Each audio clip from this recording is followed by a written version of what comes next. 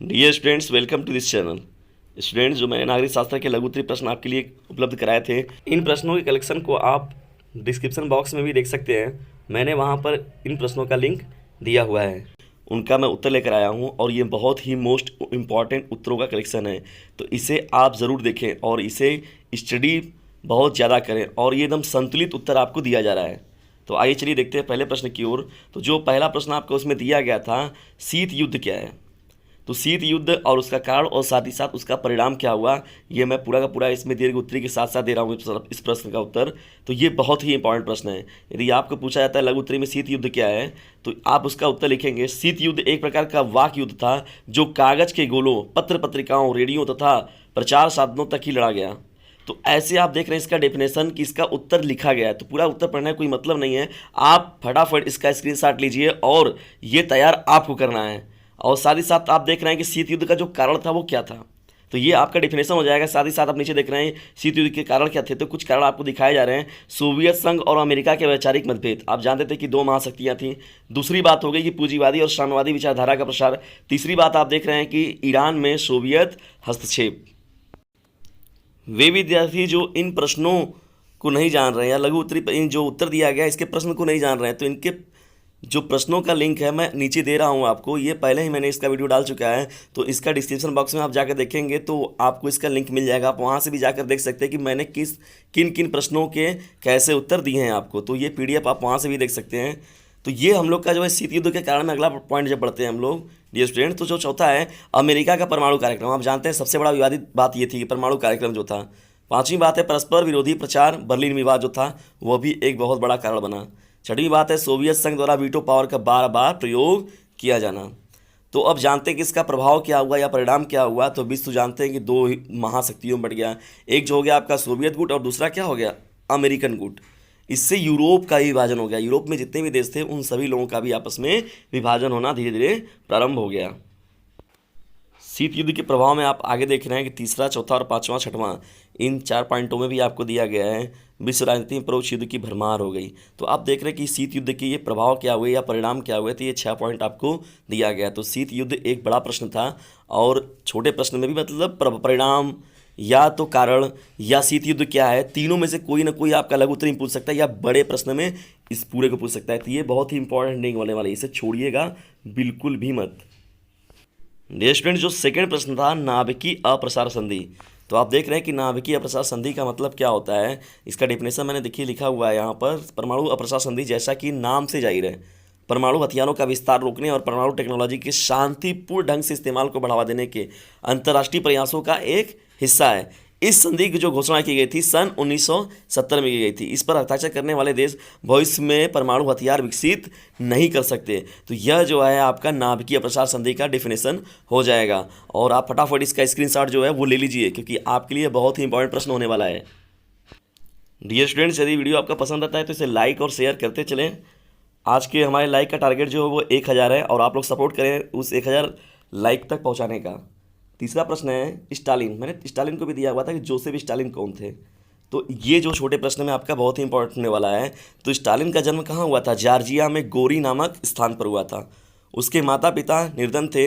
Joseph गिरजाघर के school में पढ़ने की इच्छा अपने सहपाठियों के साथ लड़ने और घूमने में अधिक रुचि रखता था। ये सोवियत संघ का 1922 से 1953 तक नेता भी रहा है। कौन, जोसेफ स्टालिन।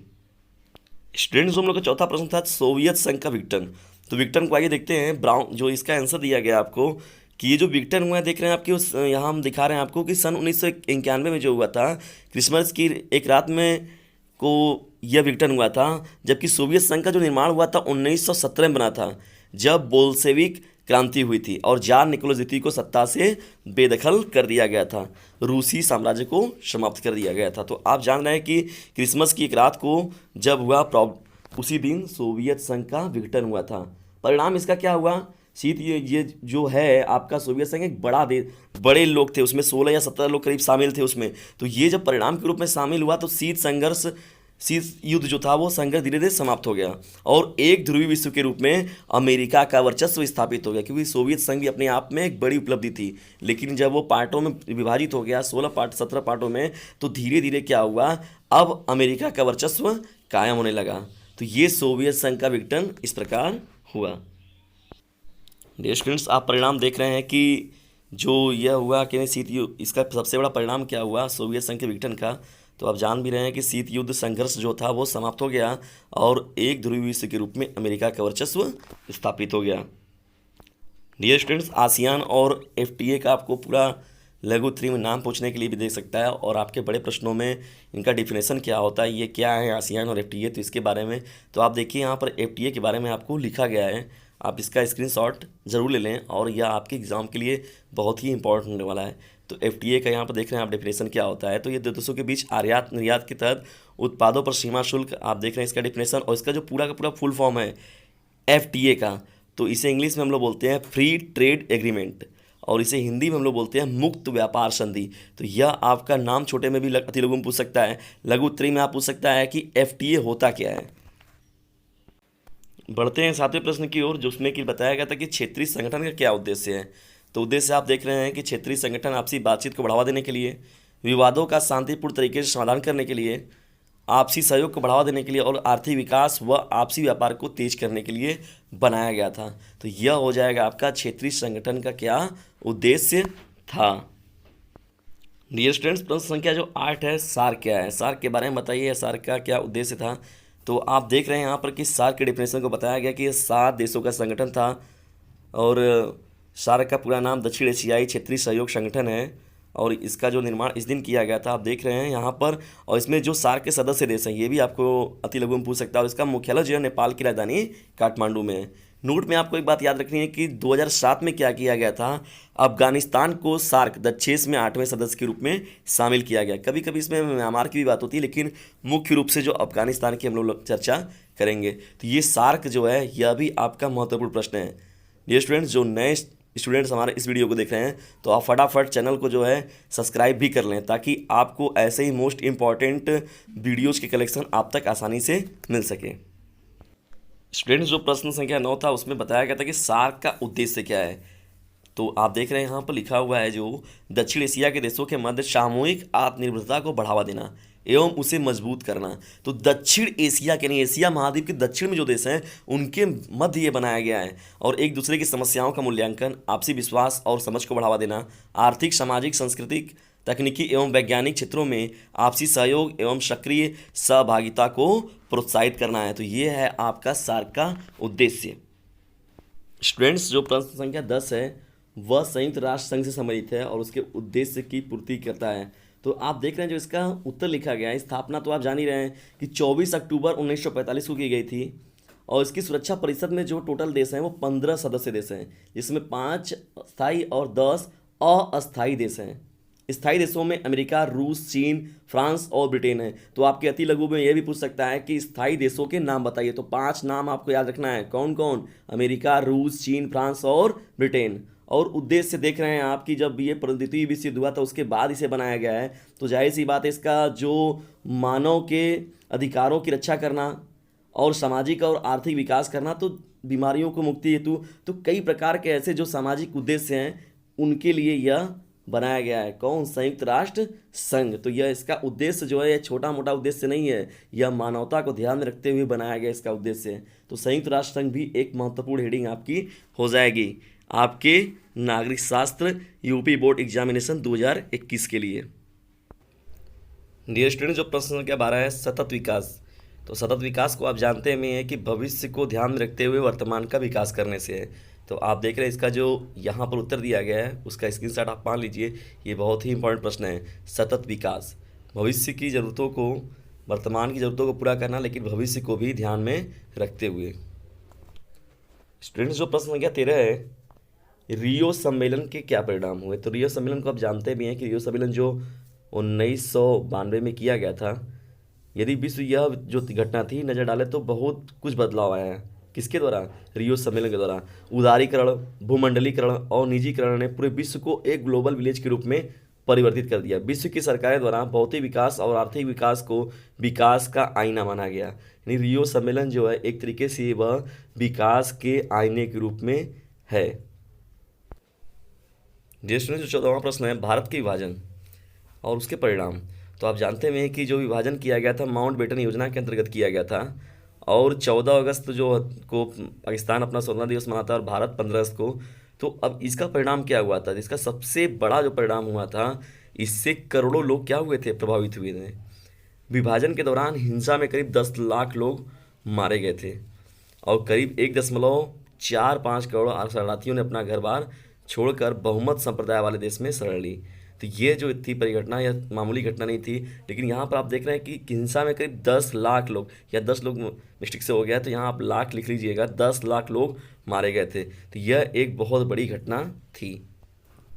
मिश्रित अर्थव्यवस्था, प्रश्न संख्या 15 है। मिश्रित अर्थव्यवस्था बहुत ही इंपॉर्टेंट प्रश्न है और आप जानते भी हैं कि जो ये भी आपको अति लघु में पूछ सकता है कि भारत की अर्थव्यवस्था कैसी है। तो मैंने देखिए नोट में यहाँ पर दिया हुआ है कि भारत की जो अर्थव्यवस्था है वो मिश्रित अर्थव्यवस्था है। और मिश्रित अर्थव्यवस्था क्या है, ये डिफिनेशन आप देख रहे हैं और इसके एग्जाम्पल में यूएस और फ्रांस को हम शामिल कर सकते हैं। तो आप इस प्रश्न का स्क्रीनशॉट जरूर ले लें। डियर स्टूडेंट्स, जब 1960 से 70 का जो दशक है, 10 वर्ष, इस 10 वर्ष में बहुत ही ज़्यादा विभाजन के बाद बहुत ही ज़्यादा दिक्कतें यहाँ पर हम लोग के देश में आई हुई थी। तो सबसे भयंकर खाद्यान्न में बहुत ज़्यादा गिरावट आई थी। तो उसके लिए हरित क्रांति को शामिल किया गया।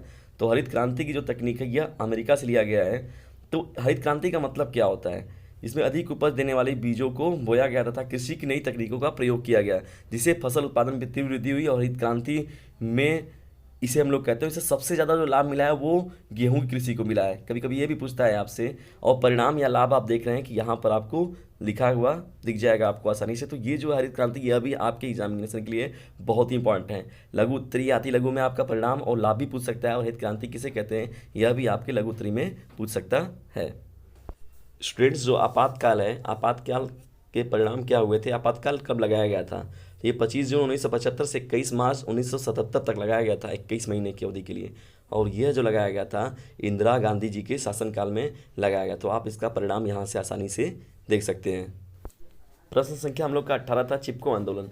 तो चिपको आंदोलन का बहुत पहले से भी देखते हुए आए हैं कि चिपको आंदोलन में क्या किया जाता था, पेड़ों से चिपक कर इस आंदोलन को चलाया गया था। पेड़ों से चिपक कर पेड़ों की रक्षा करना, तो यह आपका एक बहुत ही महत्वपूर्ण है और ये पर्यावरण रक्षा का आंदोलन था। और आप यहाँ पर से उत्तर जो है स्क्रीनशॉट मार लें। नर्मदा बचाओ आंदोलन, यह भी बहुत मोस्ट इंपॉर्टेंट है। नर्मदा नदी पर जब बांध बनाया जा रहा था उस समय यह आंदोलन चलाया गया था।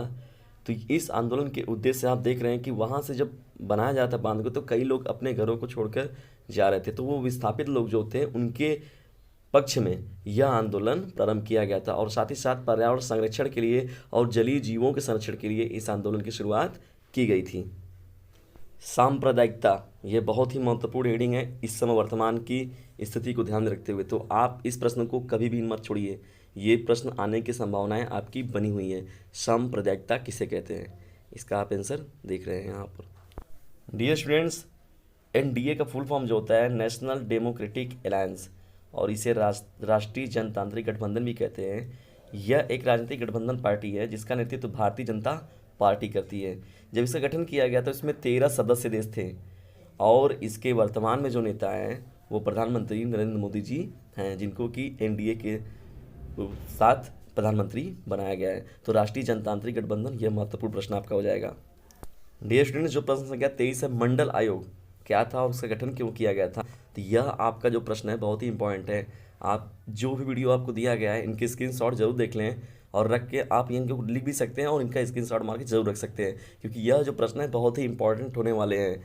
कई जो हमारे प्री स्टूडेंट्स थे उन्होंने डिमांड की थी कि इसका उत्तर भी उन्हें उपलब्ध कराया जाए, तो मैं उनके लिए उपलब्ध कराया हूँ, साथ ही साथ उन प्यारे विद्यार्थियों के लिए जो कि इस चैनल से जुड़ रहे हैं। तो आप लोग अपना बेहतर दें, यही शुभकामनाएं हमारी तरफ से हैं। और साथ ही साथ आपको जो भी प्रश्न और दिए गए हैं उनके भी धीरे धीरे उत्तर आपको दिए जाएंगे और आप अपनी स्टडी को एकदम नियमित रूप से बरकरार रखें। और हाँ, एक बात याद रखें कि वीडियोस को लाइक, शेयर और सब्सक्राइब करना बिल्कुल भी ना भूलें।